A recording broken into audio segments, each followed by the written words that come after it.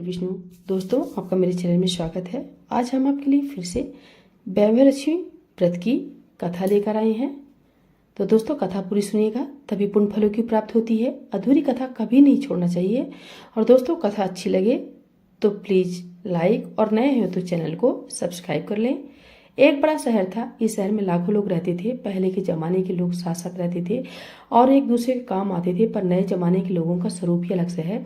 सब अपने अपने काम में रत रहते हैं, किसी को किसी की परवाह नहीं। घर के सदस्यों को भी एक दूसरे की परवाह नहीं होती। भजन, भक्ति, कीर्तन, दया, भाव, माया, परोपकार जैसे संस्कार कम हो गए हैं।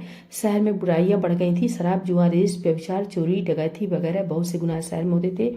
कहावत है कि हजारों निराशा में कमर आशा छिपी हुई होती है। इसी तरह इतनी सारी बुराइयों के बावजूद शहर में कुछ अच्छे लोग भी रहते थे। ऐसे अच्छे लोगों में शीला और उनके पति की गृहस्थी मानी जाती थी। शीला धार्मिक प्रकृति और संतोषी थी। उनका पति भी विवेकी और सुशील था। शीला उनका पति ईमानदारी से जीते थे। वे किसी की बुराई नहीं करते थे और प्रभु भजन में अच्छी तरह समय व्यतीत कर रहे थे। उनकी गृहस्थी आदर्श गृहस्थी थी और शहर के लोग उनकी गृहस्थी की सराहना करते थे।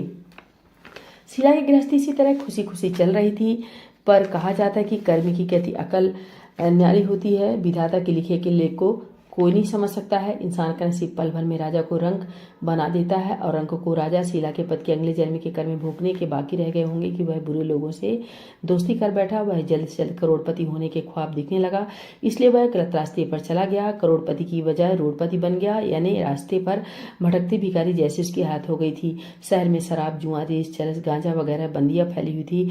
उसमें शीला का पति भी फंस गया। दोस्तों के साथ उसे भी शराब की आदत हो गई। जल्द से जल्द पैसे वाला बनने की लालच में दोस्तों के साथ रेस जुआ भी खेलने लगा। इस तरह बचाई हुई धनराशि, पत्नी, गहने सब कुछ रेस जुए में गवा दिया था। इस तरह एक वक्त ऐसा भी था कि वह सुशील पत्नी शीला के साथ मजे में रहता था और प्रभुभजन में सुख शांति से वक्त व्यतीत करता था। उसके बजाय घर में दरिद्रता और भुखमरी फैल गई। सुख से खाने के बजाय 2 वक्त भोजन के लाले पड़ गए और शीला को पति की गालियां खाने के वक्त आया था। शीला सुशील और संस्कारित स्त्री थी। उसको पति के बर्ताव से बहुत दुख हुआ, किंतु वह भगवान पर भरोसा करके बड़ा दिल रखकर दुख सहने लगी। कहा जाता है कि सुख के पीछे दुख और दुख के पीछे सुख आता ही है, इसलिए दुख के बाद सुख आएगा ही। ऐसी श्रद्धा के साथ प्रभु भक्ति में लीन रहने लगी। इस तरह शीला असह्य दुख सहते सहते प्रभु भक्ति में वक्त बिताने लगी। अचानक एक दिन दोपहर को उनके द्वार पर किसी ने दस्तक दी। शीला सोच में पड़ गई कि मुझ जैसे गरीब के घर इस वक्त कौन आया होगा। फिर भी द्वार पर आई हुई अतिथि का आदर करना चाहिए, ऐसे आर्य धर्म के संस्कार वाली शीला ने खड़े होकर द्वार खोला तो देखा सामने एक माँ जी खड़ी थी। वे बड़ी उम्र की लगती थी, किंतु उनके चेहरे पर अलौकिक तेज निखर रहा था। उनकी आंखों में से मानो अमृत बह रहा था। उनका भव्य चेहरा करुणा और प्यार से छलकता था। उनको देखते ही शीला के मन में अपार शांति छा गई। वैसे शीला इस माँ जी को पहचानती नहीं थी, फिर भी उनको देखकर शीला के रोम रोम में आनंद छा गया। शीला माँ जी को आदर के साथ घर में ले आई। घर में बिछाने के लिए कुछ भी नहीं था, अतः शीला ने सोचाकर एक फटी हुई चादर पर उनको बिठाया। माँ जी ने कहा, क्यों पहचाना नहीं? शीला ने सोचाकर कहा, माँ आपको देखते ही बहुत खुशी हो रही है, बहुत शांति हो रही है। ऐसा लगता है कि मैं बहुत दिनों से जिसे ढूंढ रही थी वे आप ही हैं, पर मैं आपको पहचान नहीं सकती। माँ जी ने हंसकर कहा, क्यों भूल गई? हर शुक्रवार को लक्ष्मी जी के मंदिर में भजन कीर्तन होते हैं, तब मैं भी वहाँ आती हूँ। वहाँ हर शुक्रवार को हम मिलते हैं। पति गलत रास्ते पर चढ़ गया था, तब से शीला बहुत दुखी हो गई थी और दुख की मारी वह लक्ष्मी जी के मंदिर में भी नहीं जाती थी। बाहर के लोगों के साथ नजर मिलाते भी उसे शर्म लगती थी। उसने याददाश्त पर जोर दिया, पर यह माँ जी याद नहीं आ रहे थे। तभी माँ जी ने कहा, तू लक्ष्मी जी के मंदिर में कितने मधुर भजन गाती थी, अभी अभी तू दिखाई नहीं देती थी, इसलिए मुझे हुआ कि तू क्यों नहीं आती, कहीं बीमार तो नहीं हो गई है। ऐसा सोचकर मैं तुझे मिलने चली आई हूँ। माँ जी कहते प्रेम भरे शब्दों से शीला का हृदय पिघल गया। उसकी आंखों में आंसू आ गए। माँ जी के सामने वह बिलक बिलक कर रोने लगी। यह देखकर माँ जी शीला के नजदीक सरके और उसकी सिसकती पीठ पर प्यार भरा हाथ फेरकर सांत्वना देने लगी। माँ जी ने कहा, बेटी, सुख और दुख तो धूप और छांव जैसे होते हैं।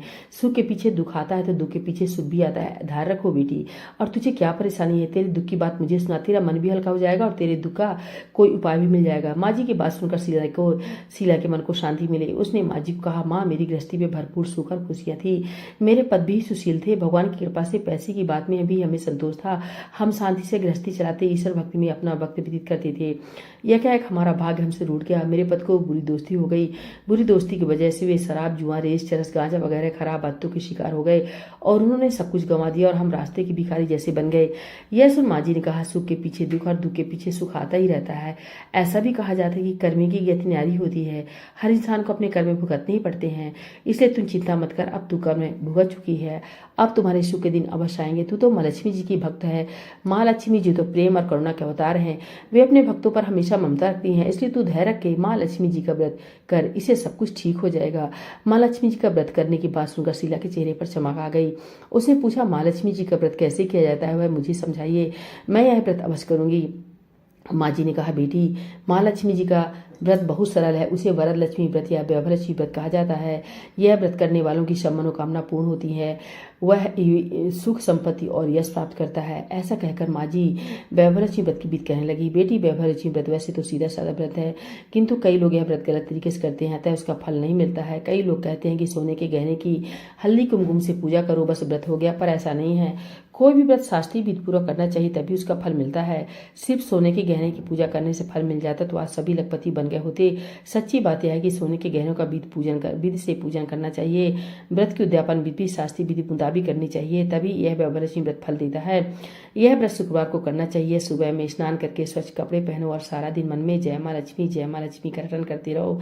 किसी की चुगली नहीं करनी चाहिए। शाम को पूरब दिशा में मुंह रख सके इसी तरह आसन पर बैठ जाओ। सामने पाटा रखकर उसके ऊपर रुमाल रखो। रुमाल पर चावल का छोटा सा ढेर करो। उस ढेर पर पानी से भरा तांबे का कलश रखकर कलश पर एक कटोरी रखो। उस कटोरी में एक सोने का गहना रखो। सोने का ना हो तो चांदी का भी चलेगा, चांदी का ना हो तो नगद रुपया भी चलेगा। बाद में घी का दीपक जलाकर धूप बत्ती सुलगाकर रखो। माँ लक्ष्मी जी के बहुस्वरूप है और माँ लक्ष्मी जी को श्री यंत्र अति प्रिय है, अतः वैभवलक्ष्मी की पूजन विधि करते वक्त सर्वप्रथम श्री यंत्र और लक्ष्मी जी के विविध स्वरूपों का सच्चे दिल से दर्शन करो।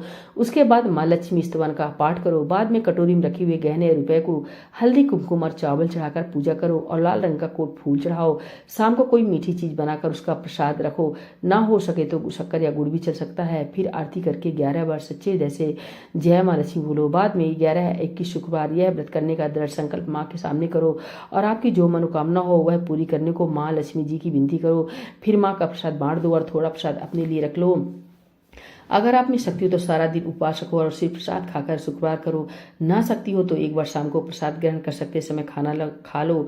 अगर थोड़ी शक्ति भी ना हो तो 2 बार भोजन कर सकते हो। बाद में कटोरी में रखा गहना रुपया ले लो। कलश का पानी तुलसी क्यारी में डाल दो और चावल पक्षियों को डाल दो। इसी तरह शास्त्रीय विधि अनुसार व्रत करने से उसका फल अवश्य मिलता है। इस व्रत के प्रभाव से सब प्रकार की विपत्ति दूर होकर आदमी मालामाल हो जाता है। जिसे संतान न हो उसे संतान प्राप्ति होती है। सौभाग्यवती स्त्री का सौभाग्य अखंड रहता है। कुमारी लड़की को मनोहर पति मिलता है। शीला यह बात सुनकर आनंदित हो गई।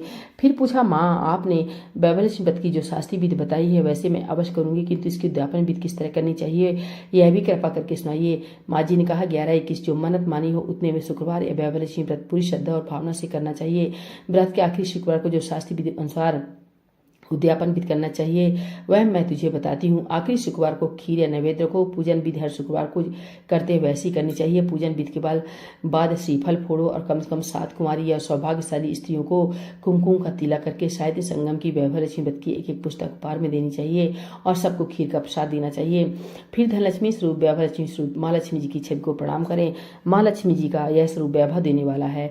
प्रणाम करके मन ही मन भावुकता से माँ की प्रार्थना करते वक्त कहें कि हे माँ धनलक्ष्मी, हे माँ वैभवलक्ष्मी, मैंने सच्चे हृदय से आपका वैभवलक्ष्मी व्रत पूर्ण किया है, तो हे माँ हमारी मनोकामना को पूर्ण करो, हमारा सबका कल्याण करो। जिसे संतान न हो उसे संतान देना, सौभाग्यशाली स्त्री का सौभाग्य अखंड रखना, कुमारी लड़की को मनोहर पद देना, आपका चमत्कारी वैभवलक्ष्मी व्रत जो करे उनकी सभी विपत्ति दूर करना, सबको सुखी रखना।